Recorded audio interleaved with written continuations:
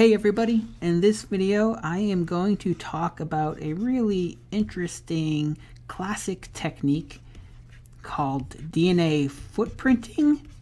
Now DNA footprinting can be used to determine where, say, a particular protein binds on a DNA element. Not to say all proteins bind DNA, that's not true. But if you have a DNA binding protein and you know it binds a particular molecule of DNA, well, DNA footprinting can help you determine where on the DNA molecule the protein binds. So this is particularly useful to, I guess, as a complement to our discussion or our recent discussion on initiation of transcription by RNA polymerase II. The general transcription factors help load RNA polymerase II onto the core promoter, and several of the general transcription factors bind to core promoter elements. And the classic technique of DNA footprinting was used to determine where the general transcription factors, or what sequences are recognized by the general transcription factors. So how does this technique work? I just want to, take a very general look at this, and let's assume that we have a protein. Let's call it protein A.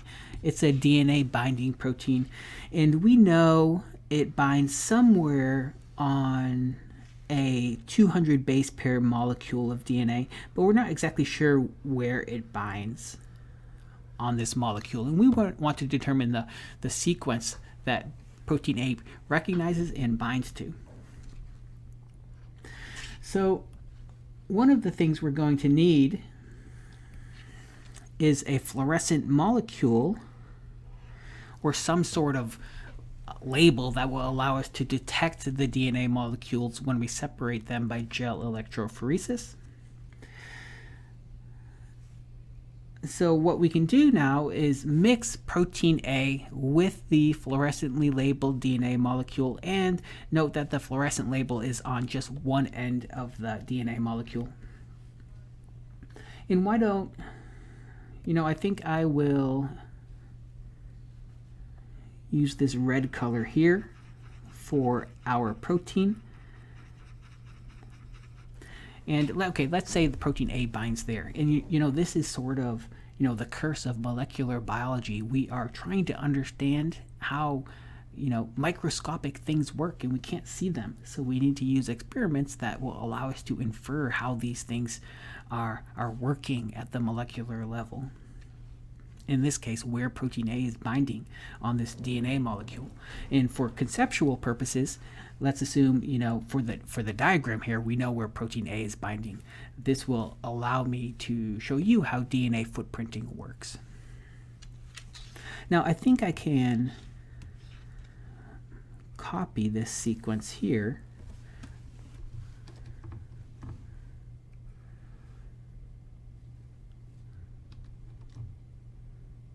Let's see, copy and paste. Okay, let me see if I can do all three of these now. All right, okay. So in our tube, we're going to have a lot of these DNA molecules, right? We're not just going to work on one molecule at a time. So we have a test tube with all of our DNA molecules, protein A, and now we're going to need to add one other thing.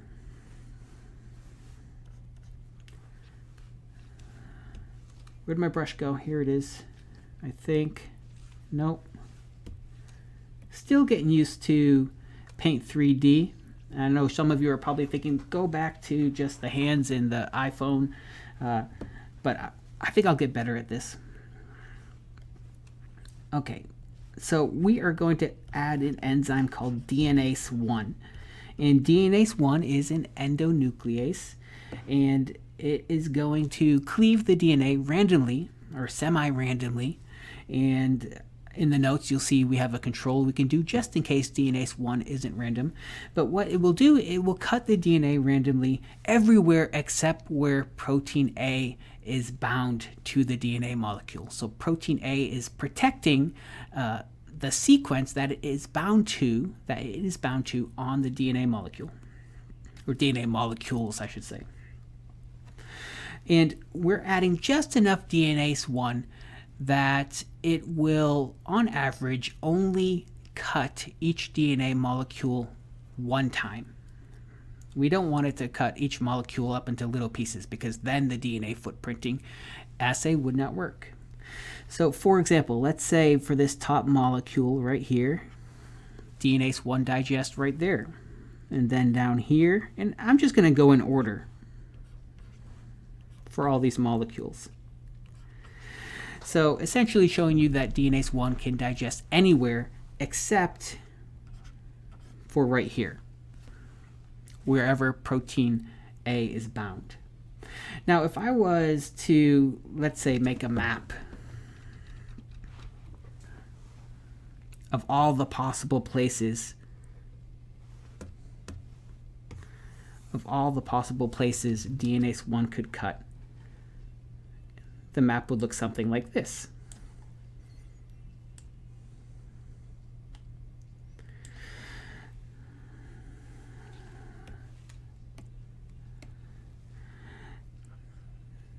So I'm putting all these arrows in here. Now keep in mind that this is just a map of where DNase 1 is cutting on these DNA molecules. We set up the experiment so each molecule can be cut on average only one time. So this is just a map to show you all the different size DNA molecules that we can get after digestion. So you can see I'm showing essentially DNase 1 is cutting essentially everywhere except for where protein A is bound. Now let's take this first one right here. So a DNA molecule that was cut at this first position by DNase 1 would be cut into two pieces, right? It'd be cut into one piece that's about that long right there, and another piece that is much, much longer, right? Now, which of these molecules, if we only had those two fragments and we were analyzing them by gel electrophoresis, which one would we detect? Just this one, right? Because only the molecule, on the left there, the small one, has the fluorescent molecule attached to it. So the other one, this one, essentially is going to be invisible to us. It will be there on our gel when we analyze these by electrophoresis, but we're not going to see them. So essentially, any molecule, for these DNA molecules that are digested, we're not going to see the DNA to the right of the cleavage point. We're only going to see the fragment to the left of the point, because only the left side is fluorescently labeled. Now that we know we're only going to see the left half or the left side of the DNA molecules after cleavage, we can focus on there and take a look at the different lengths we will see when we analyze these by gel electrophoresis. For example, this first one's going to be really small, right? So let's say this one right here. Okay, first one's going to be small. We can say, let's say it's like one base pair, right? Okay, what about the next one? And the next one after that, and the next one after that. Well, we could say that will be 2 base pairs, 3 base pairs, 4 base pairs, 5 base pairs, and so on and so forth. So essentially, we're going to see these getting progressively longer, and I'm going to indicate that with these little dots there, until we get up to that spot that's protected by protein A. And then we're going to see a big gap. We're not going to see a progressive increase from this point right here. We're going to see a jump to that piece right here. So we're going to see no DNA molecules that have a length greater than this one and less than this one. So greater than that guy here and less than that guy there. So there's going to be a gap when we analyze these by gel electrophoresis. And then, we're going to see longer molecules. The molecules, the DNA molecules will get progressively longer until we get to the end of the DNA molecule up here. So I didn't indicate it, but I think you realize that all of these have the fluorescent molecule on the end. So when we analyze these by gel electrophoresis, these up here are going to be the shortest. So they're going to be migrating the fastest through the gel. And these down here, these are going to be the longest, they're going to be the longer molecules that migrate towards the top of the gel. So when we analyze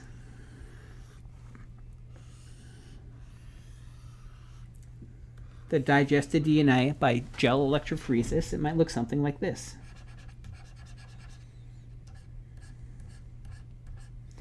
So we have lots of short molecules and they're getting progressively longer. And then we're going to see the gap, and that gap, that's the DNA footprint.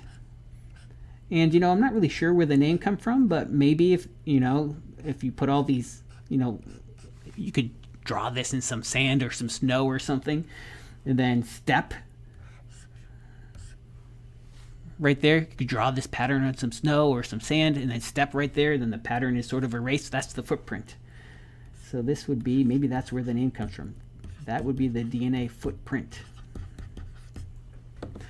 Okay, so when we do our experiment, this is what our gel is going to look like. How can we make use of that and use that to determine where the DNA is binding on the DNA molecule? So, one way we could do that is we can use a DNA ladder here. Right now, we've talked about gel electrophoresis a lot, and we all know how DNA ladders work, right? You buy them from a biotechnology company, and the company tells us the length of each band in the ladder. They tell us what the lengths are. And so let's say this one length right here is 170 base pairs, and this one right here is 150 base pairs. Well, we know the DNA molecule is 200 base pairs long because we added a 200 base pair DNA molecule to the experiment. Let's say we already knew the sequence of it also. We just didn't know where protein A was binding. So we know the footprint goes from 150 to 170. So let's say this is 150 right here to 170 right here. So this right here is the DNA binding site. I should say, I'll call this the protein A binding site. And why? Because it protects the DNA in here from digestion, and as a result, we detect DNA of every length between 0 and 150 and 170 and 200. Let's say 200 is up here. And okay, if we know the DNA sequence here, well, we can just look at our sequence and say, oh yeah, whatever that sequence is, we now have the sequence, and let's just say it's A, G, C, T, O, whatever. Those 20 base pairs, that's the protein A binding site. And okay, that's essentially how DNA footprinting works. Now, there are some caveats to, I kind of took some liberties when I was explaining that and glossed over some things. Micrococcal nuclease, no, DNase 1, I should say. This is a little bit like micrococcal nuclease, which we talked about early in the semester, which is usually used to determine where nucleosomes are bound on DNA and to determine how compact chromatin is. So DNase 1 might not digest completely randomly in these assays.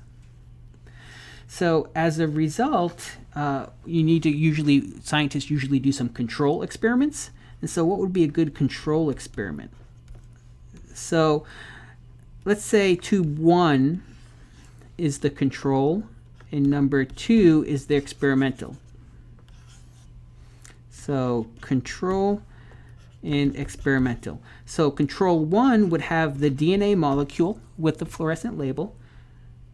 2 would also have the DNA molecule. Tube 1 would have DNase 1. Tube 2 would have DNase 1. And tube 1 would have no protein, no other protein than DNase 1. So it would not get protein A. DNase 2 would get protein A. And then what we would do is we would just compare. We'd run the experiment for, as long as we need to get an average of one cleavage in each DNA molecule by DNase 1. And then we would analyze the DNA by gel electrophoresis. And then we would compare them. And I think I have this diagrammed. Okay, so we might see something like this. So this is our control experiment on the left. And the experimental experiment on the right. And we can say, if micrococcal nuclease doesn't digest completely randomly, we might get these gaps.